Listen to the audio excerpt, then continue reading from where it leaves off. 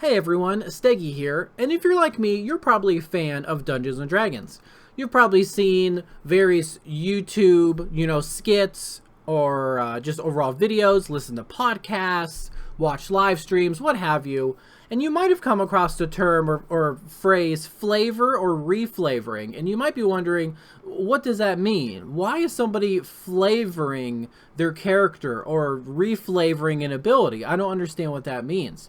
Well, in this video, I'm going to go ahead and, educate you and tell you what it means when somebody is flavoring or reflavoring something. And I'm going to give a few examples so you're able to get like a groundwork, a basis for why we use this term and what we use it for, so that in the future, you're able to do the same thing. The best example I like to give right off the bat it is concerning weapons and reflavoring a weapon. And my overall favorite one is the Katana.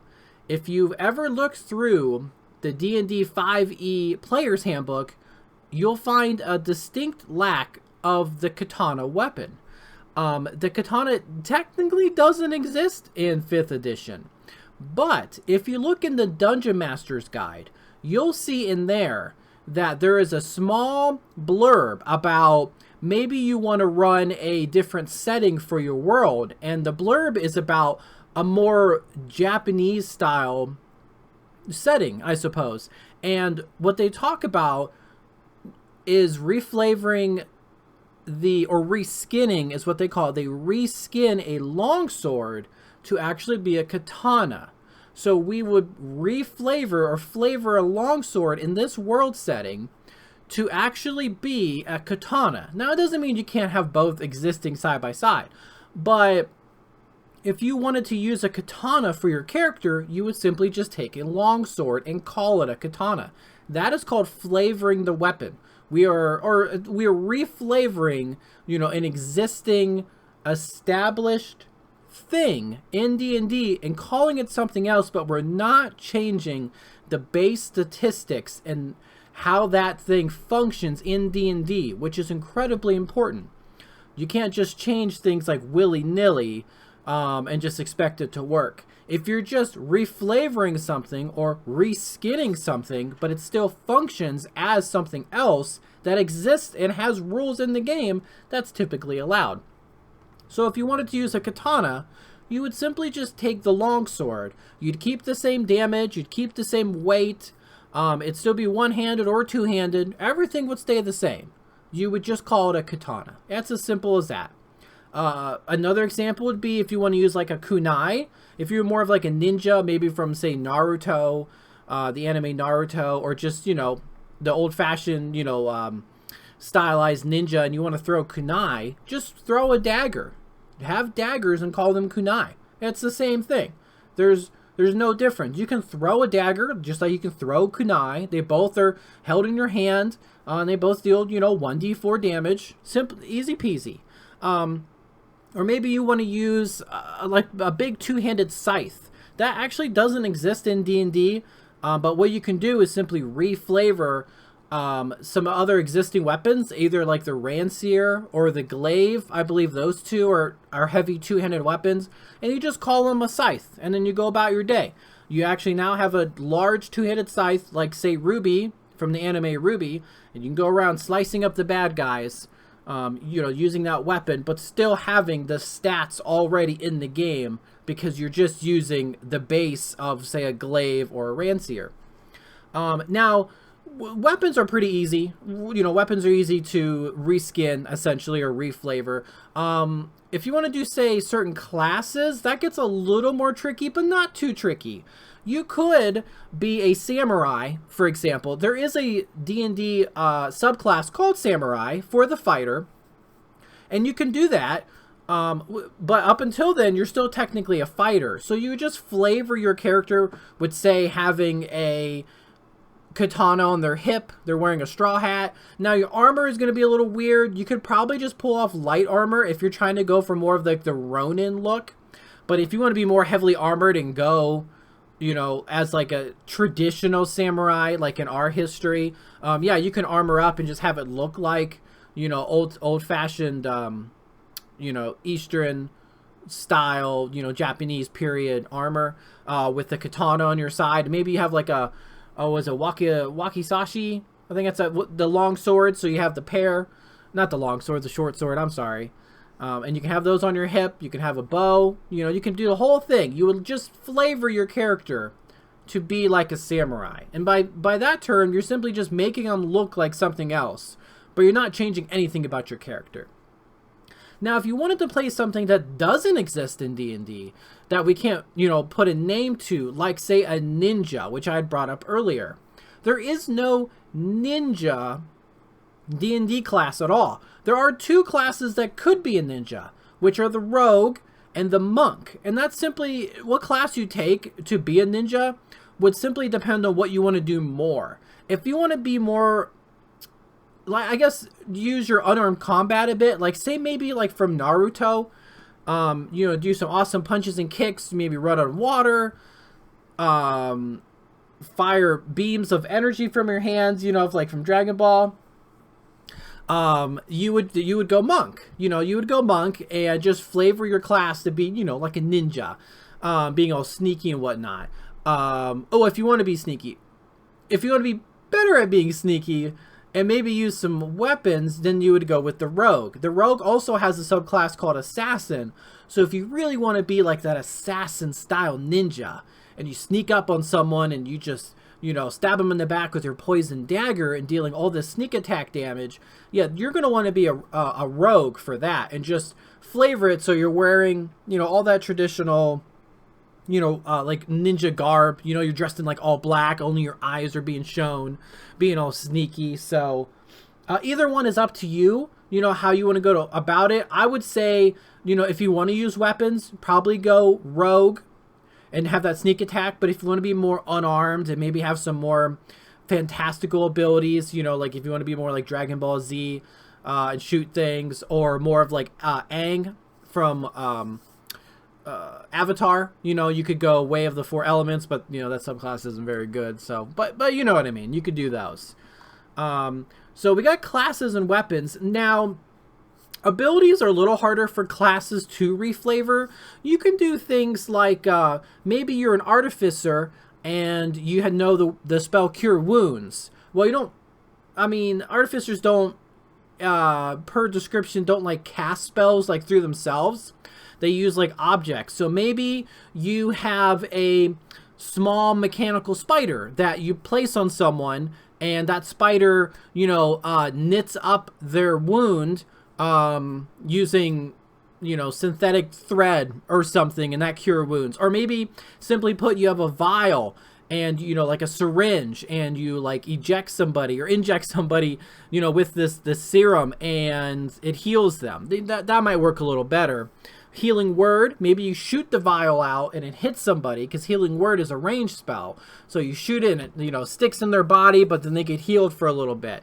And you're not changing anything. You're still healing the person, and you're still following the rules of the spell. Cure Wounds is a touch, so we're making sure we touch the person. Or Healing Word is a ranged spell, so we're making sure we're at range if we need to be, or we can see the target. We're just simply reflavoring how we're delivering it, and typically speaking, that's usually okay. Most DMs don't care. It's cool to add a little bit of uniqueness to your character. You're simply just doing something different but getting the same end result. You could be like a barbarian's rage. Maybe when you rage, you're actually not like really mad. Maybe you're more like Jinx from League of Legends, or like Harley Quinn from the DC universe, where you're kind of crazy. And when you rage, you're like really getting into it. So you're laughing and having a good time. And like you run in the battle and people are hitting you and you're just shrugging off those attacks that should be dealing like more damage. Because when you're raging, you're taking half damage. So you're in there and people are just like wondering, how can you be enjoying yourself when there's death and mayhem around you? But you're just giggling, throwing axes around, swinging your swords, whatever you're doing, and you're having a good time. Maybe you could do the opposite. Maybe you're more of a quiet, reserved person, but when you rage, or, maybe you get like eerily quiet then. Maybe you enter this weird battle trance and like almost like the world slows down and you just focused on your task, and nobody can bring you down because you're just going through this battlefield as a silent killer. You're not raging, you're not, yelling at everything, or you're not giggling and having a good time like my other example. You're just deadly quiet. And that could be creepy too. And very dangerous for, enemies to look upon. But you're still raging. That doesn't change anything about your rage ability. So that's another thing to keep in mind. If you want to reflavor an ability, you can, as long as it doesn't change what the ability does. Don't say all of a sudden when you rage, you get like engulfed in flames or something, and enemies near you take fire damage. That's not really a thing. I mean, I think there is like a barbarian subclass that kind of does that, but it's not with fire, and it's not really a lot of damage. So I don't think it's very good. But that adding something like that changes what you're doing, and you don't want to do that. You're adding something new. We're not necessarily reflavoring an ability. We're changing an ability to be something else. We want to keep it what it is, but just make it look like it's something different. Maybe like the Impossible Burger from Burger King. It looks like a hamburger, but it's not a hamburger. It's still a hamburger, but it's not. You still serve it as a hamburger. Is that a good enough example? Do you know what I mean? I don't know if it's a good example. So now magic items, if you have a magic item and you want to reflavor that, you might be able to. It depends on what the item is. Some magic items are much more difficult. Some things might be up to your DM. So maybe you have a weapon that earned, say, or you found a flame tongue weapon. Maybe you don't want fire on it. Or maybe you want like electricity or acid or something. That doesn't really change. I mean, you are kind of changing what the weapon does, but we're simply flavoring. We're having the weapon do a different type of damage. It's like a weird, like sideways, like a slide. I don't know how to describe it. You are reflavoring it, but you're just having it do a different type of damage. You're not making it do more. So like if you have a flame tongue longsword, and you want to instead have a lightning tongue longsword that does lightning damage, I mean, that's probably okay. That's something I would allow. We're just flavoring the weapon, so now it deals lightning damage instead of fire. Sure, again, it does change what the type is, but it's still doing the same amount of damage, and if that doesn't break your world, that might be pretty cool. Let's talk about spells. Let's talk about spells and reflavoring spells. Now, what I mean by flavoring spells, my most favorite example is Magic Missile. When you cast Magic Missile, those missile bolts can look like anything you want, within reason. And they still hit your target. You're still doing the same amount of damage. Just flavor them. Instead of being, bolts or, just balls of energy, make them look like arrows. Or make them look like flying birds, or large fists that just slam into your opponent, or maybe if you're more like an artificer and you picked up the magic missile, maybe your magic missiles are like actually missiles. Maybe a part of your armor opens up and these missiles shoot out from it, these small missiles, and they fly through the air and they strike your target. It's cool, and you're still doing the same damage, so it doesn't change anything. You just have missiles shoot out of your armor. And really, I think, like, with those examples, I feel like that's probably a good basis. Again, flavoring is just taking one thing and making it be something else without changing what the base thing is. A big reason why I wanted to make this video was because I read something on Reddit about how, I think it was on Reddit. I'm pretty sure it was on Reddit. Someone said that they wanted to deal more damage. They want to be like the Hulk. I think that's how it was. They want to be a big, like, hulking humanoid. And someone said, just have a great axe. So you're like a barbarian with a great axe, and just say, and he said, flavor it so that when you're punching, you're actually punching your targets, and you're going to deal 1d12 damage, because a great axe deals 1d12.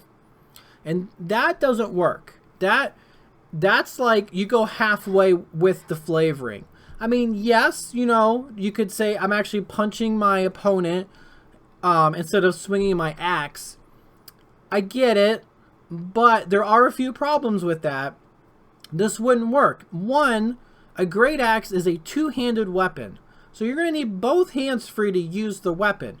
If you can suspend disbelief for a little bit, and you'll say, oh, that's fine, I don't care about that. And you're like, okay. But now a great axe, though, deals slashing damage. So if you wanted to deal bludgeoning damage, which is what like a fist would deal, you'd have to use something like a maul, not a great axe. I think the person only picked great axe because it was like the highest damaging weapon that, you know, you could pick at a 1d12. Then you come into other problems such as, you know, what if who you're fighting, you know, is resistant to slashing damage, you know, or are you just dealing bludgeoning damage? Or what if they're resistant to either one of those? Are you dealing half damage, you know, to the one and not other? What happens if you get a magical great axe? Are your fists now magical? Is that how that works, you know? What if you're grappling somebody? Well, you can't grapple someone and then like punch them because the great axe is using both your hands. And if you're grappling and we'll say you have one hand free, I don't think you can swing your great axe properly with your, you know, your free hand. And then what happens if you get disarmed? What happens if you lose your great axe or you become imprisoned and you got to fight your way out, you know? Or do you, like, does that just go away? Or do you have to flavor it like, oh, my hands hurt, so now I'm only dealing 1 damage instead of 1d12. So in this specific, you know, this example, this doesn't work. You can't flavor it that way. You're trying to change something in the game to be something else. You want to change your unarmed strikes to deal much more damage, and that's something you'd have to talk to your dungeon master about. That's not something you could just bring to the table and be like, all right, well, I'm going to be punching people for 1d12 damage, and you know, I'll use a bonus action on my turn to punch because maybe fists are, you know, light weapons, or you know, whatever. You could take a level dip in monk, and now you're, you know, flurry of blowsing for 1d12 damage. I don't think so. Now that's not going to work. So I know I rambled a bit. This is a very rambly video. I actually had a whole script for this. I didn't like how it sounded. I sounded too robotic. It didn't sound organic. So I just went ahead and rambled for a bit talking about flavoring. Because it's something I'll probably reference myself in future videos, because I think I will make some more videos in the future. As I said, future twice. I appreciate you listening to me ramble and having just, you know, listening to another fellow player, fellow DM, talk about flavor and what flavoring is. And I hope this gives you, you know, kind of a better example. If anything, just know that when you flavor something, you're not changing what it does. You're not changing any base characteristics of the item. You're just putting a new skin on it, essentially, and we're calling it something else, but it's still dealing that damage. Unless maybe you want to flavor a magical item to do a different type of damage, and that's, you know, that's like a stretch, but that's up to your DM and you. I don't see a big deal with it, because I think maybe a sword that deals acid damage is pretty sweet, or ice damage, you know, but, you know, what do I know? Okay, I think it's enough rambling. I appreciate you sticking out. Thanks for listening. Thanks for watching. Make good decisions, and I will see you in the next episode. Okay, bye.